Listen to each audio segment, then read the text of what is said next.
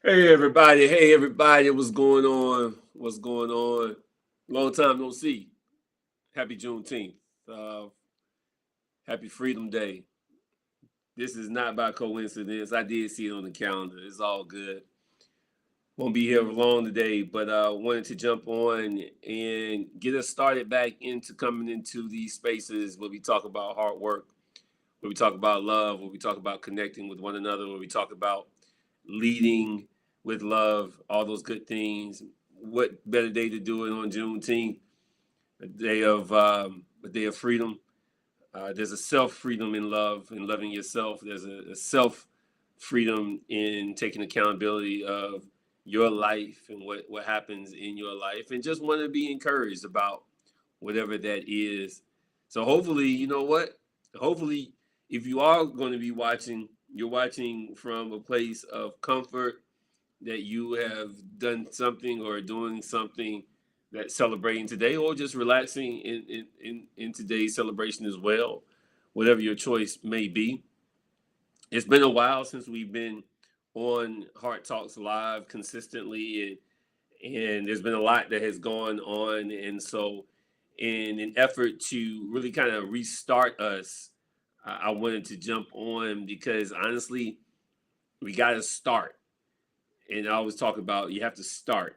So today's live won't be about too much of anything other than saying what's hot, what's happening, hey, what's going on, but also just talking about what's going to be happening in the future, because we have a lot of great things that have been transpiring over the past 2 years. I do want to have an authentic, honest moment with you though, because though I've been on live a couple of times in the last 6 months, for the most part, in the last 2 years, we've not been on lives a lot. I've talked about it a little bit a couple of years ago, but I want to be really transparent about something. Personally, 2 years ago, next month, my dad passed away. So it's been 2 years. And I came back on live maybe 8 months afterwards, trying to get back in the swing of things. And I'll tell you, I couldn't do it. I wasn't in a good space. Now, work wise, I was still kind of plugging away on some of the projects we've been working on that we'll share a little bit later in this live right here. But on live, I couldn't get the mojo back. I couldn't make the move, and grief is a slick monster. Like, grief will grab a hold of you in ways that you least expected it. And I needed time. I needed way more time than I thought I needed, and I needed quiet. I needed quiet in my head. And it's difficult a little, it's kind of difficult when you have a family and you're trying to do the family thing because you're leading your own family, but you're in grief. And many of you are in that space, because I see it online. I see that people are losing family members. We're at that age, we're past that age, unfortunately, where we're not only losing our elders, but we're losing people that are our age and younger. And so grief is happening everywhere. As someone that talks about love and life and leadership, this is a piece of a transparency that we have to really, really ask ourselves, what are we doing to open up safe spaces within our homes, our family life, our community, and within the workplace for people who are experiencing that type of grief, whatever that grief may be. So for me, it took a while. It took what it took. It takes what it takes. That's grief.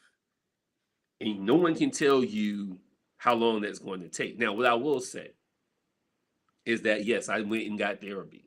Yes, I had to. I saw out a couple of therapists,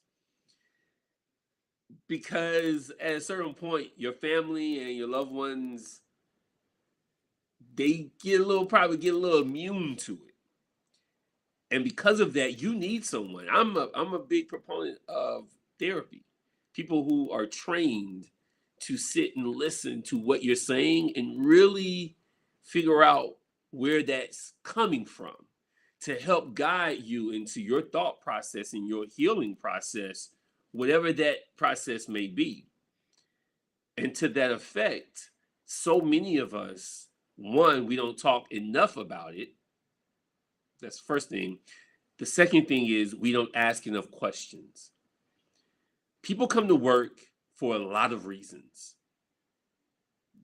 Foundationally, to get paid, but for other reasons as well. And if we don't ask the question, hey, by the way, what's happening with you? How are you doing? And really mean it and sit still for the response, then we can miss out on the opportunity to help someone figure out how they can get on their healing journey. When you're an entrepreneur, you are building a business, you don't have the same type of supports, but you have to figure that thing out. So for those of you who are in that position as well, you have to give yourself the time for it to take what it takes.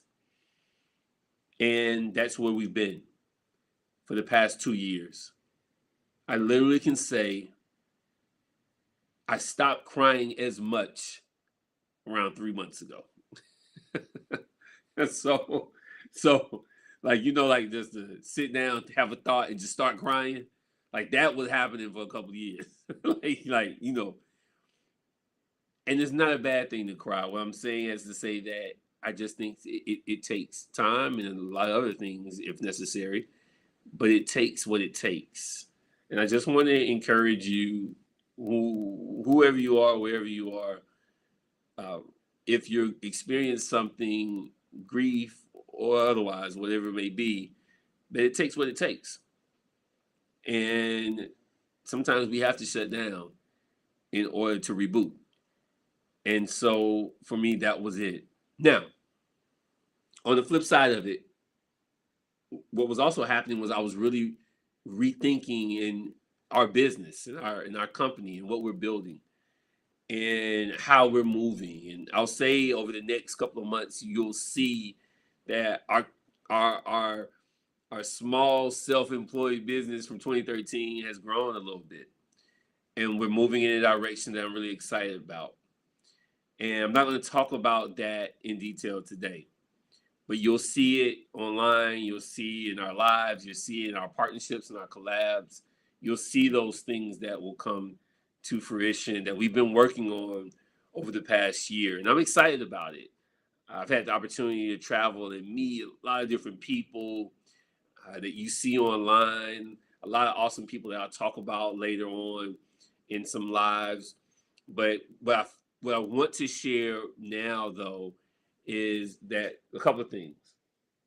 One, I've been working on a new book because I love to write. So don't get it twisted. I love to write. So I've been writing. Even in grief, I force myself to write. And the reason why is because writing makes me feel. I have to feel when I write. And when I'm in a grief space, sometimes I'm trying to repress feelings. And writing makes me feel. And so I was able to finish this book, Dear HR, that I've been writing for a while. It's one of the more lengthy books that I've written in a while. This was gifted to me by my family because I didn't even have the book. I sent it up to the publishers, and so now everyone that pre-ordered the book, it's on its way. It took a while because I'm not going to say who was shipping it, but you know who it is, the slowest shipper in the world in the States. But the pre-orders are on their way, and this is a really cool book. Sometimes when you're writing, you don't have the opportunity to really sit back and really take it in. But on my last read, my final read, I was reading it, and I thought to myself, like, this is some good information. I'm excited about this information. And this book actually is reminiscent of the first book, Hard Work, because the first book, it's a true story, short story on the first half of the book, and in the second half of the book, it's kind of like a workbook. Like, all right, let's get to work. Let's start talking about some of the things that you can begin to apply into your life and your leadership. And so I would encourage you to grab the book. I always tell people, look, everybody can't afford executive coaching. Everybody can afford our services, our products, even though our products are pretty affordable. But still, you know, if you can't afford the product and the service, get the book product because the book is under $30 and it gives you the guide, right? It's a blueprint. That's what we call it. A blueprint for designing workplaces that lead with love. So I'm excited about this book. Excited about what people will be able to find in the book, and excited about the process of just moving forward and growing through the past 2 years. Every year of life is not going to be a life of just sheer joy. That's just real. And some people say, man, not 2 years though. Like, yeah, but it hasn't been 2 years of like total pain, right? Joy can exist even in the space of grief. And that's why I love joy more than happy. Happy is can come and go. It's fleeting. It's back and forth. Joy though rests in a sense of undeniable purpose. Joy rests in a sense of vision, knowing what's before you, what you want to occur in your life. Joy rests in the journey, the gratitude of the journey. Joy can't be ripped from you, even in grief. And so, even in the past 2 years, I've experienced tremendous joy just because that purpose and that vision and that gratitude was already there. And so, to that effect, the past 2 years have not been a waste of 2 years. They have just been the 2 years that are memorable because of a significant event, an event that I don't want to forget. But now, after taking time, the time that I needed, we're able to now set a stage for what's next. So, what is that? First, another book is coming. I know you're saying like, bruh, come, like, slow down. Another book is coming in October. I'm excited about this book as well. I love, I love to write. I love to tell stories, but I also love to share information. I want to get more information into your hands as possible. I want to talk about the research and the data on what I talk about, which is love and leadership. There needs to be more of it for you to access so you can understand more about how does this thing really work. Self-love translating into intrapersonal love, or interpersonal love, and that interpersonal love translating into a workplace that is designed, right, to lead with love, ultimately being able to achieve extraordinary accomplishments. And so we want to share more about that. So we're publishing and releasing a book in October called Love Data. We just gonna call it what it is, Love Data. Like, you want the data on it? What does it mean, Glenn? Like, where does this come from? Like, how do we do it? This is going to be the book. This is going to be the next level book to Dear HR, right? I don't even know if I said the title earlier. So the title of Dear HR.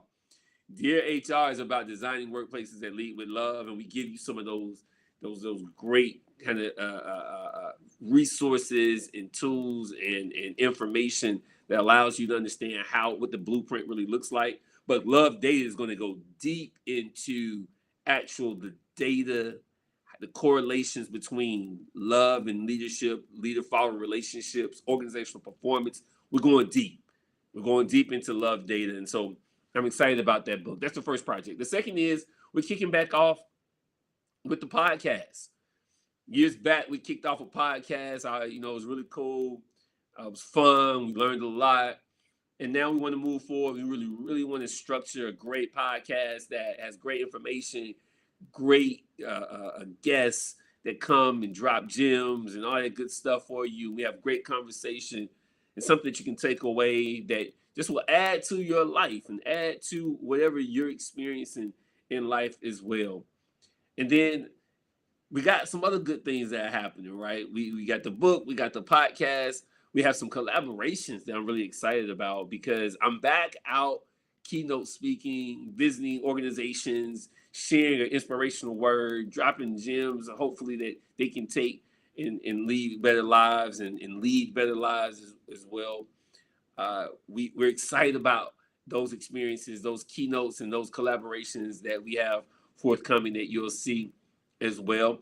And then we're going to be on the weekly live, right? So we're just going to be back here, just talking it up, chopping it up like we used to, but we're going to be doing it in collaboration with other folks, so we can have a really rich conversation about love, leadership, and all that good stuff. Now, on the bottom, you see on the bottom banner, you see the Hard Work Profile Certified Partner. So I want to end with this. For the past over 10 years, we've been, facilitating conversations with organizations, thousands of leaders. We created an assessment around 4 or 5 years ago now, 4 years ago, and we decided maybe sometime last year that we wanted to go full swing into the assessment business because our assessment is really cool. It's great. It's amazing assessment called the Hard Work Profile. We decided to make a transition. We still facilitate through our partners and through our collabs, but our focus now as a company is to ensure that you get this assessment, the Hard Work Profile, because everyone who is breathing on this planet needs it. It is an awesome resource. And I'm not saying that because we created, I'm saying it because we've been working on that thing for 4 years. We've been administering it, tweaking it, making it better, trying to figure out the right balance of question content delivery so that, when you get your assessment report, that it is the best possible resource for you to develop as a leader, as a person, but also to help others develop. So the Hard Work Profile Certified Partner is a certification, is an online certification that actually is free. I said it. I know, I'm gonna wait for a second. It is free.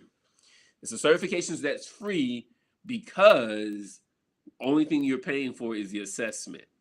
And so we're gonna begin, dropping a lot of marketing, social media posts, and things of that nature, and videos talking about the assessment because it's important to start everyone from ground zero because we don't want to assume that everyone knows what it is and how to use it. But if you've ever taken a DISC assessment, if you've ever taken a personality assessment, this is an assessment that is kind of like personality assessment, but it's deeper and richer. We assess heart-centered expressions. We assess things like gratitude and purpose and love. We assess resilience and perseverance. We want to get to the core, to the heart of it.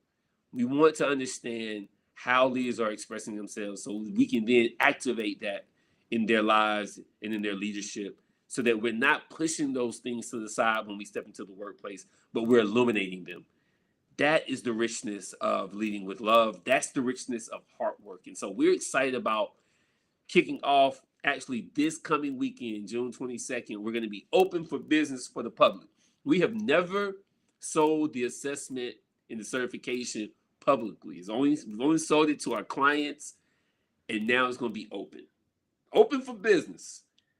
I'm truly honored and blessed by all the people who have helped us tweak this assessment, really analyze the data, who've been clients and partners of ours over the past 10 years. It's really a win for everyone. And so we will continue to thank them publicly online and social media and give them their props and their due because we can't do this without your participation. We've had over 1,000 people take this assessment, and I'll tell you that we have learned so much. But more importantly, what we have learned is people love to be seen. They love to be valued. They love to feel a sense of belonging. And that's what the Hard Work Profile Assessment does. And that's what connects us to so much of this work so deeply that we know that the future is bright and that our future as a company is embedded in the fact that people's lives are being transformed. And because of that, we're better for it. and we pray that you're better for it as well. So that's it on the wrap today. That's it. I know that was 20 minutes in, but I want to say thank you again. Thank you for bearing with us, for being with us, for sticking with us, for re-upping your interest in hard work and what it means to live, love, and lead from the inside out. I pray to God that you're taking care of yourself and everyone else around you. Until next time.